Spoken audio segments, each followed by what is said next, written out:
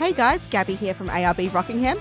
Let's give you a tour of Rick's 300 we've just had in the workshop. So starting at the front, we have the ARB Summit Mark II bull bar, as well as the Nighthawk ADV 9-inch lights, ready to showcase any last-minute critters who want to jump out of the road. Moving on to the side, we have the ARB Protection side rail and step, as well as the Safari Snorkel, and we also have the GME aerial here that's linked to the UHF. This one in particular is the short 2.2 dBi antenna. And we've also got the Clearview compact mirrors here as well.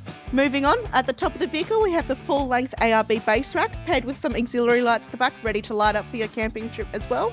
And if we go to the underneath side of the vehicle, we have the ARB MT64 paired with a GVM upgrade as well, so we can tow that little bit extra. We've also got the ARB Frontier tank to have the extra fuel range capacity. Moving on to the rear of the vehicle, we have the Heyman Reese tow bar. We've also got paired with that your 7-pin plug as well as your Redarc Tow Pro with that as well, plus your reversing lights that are needed for the GVM upgrade as well.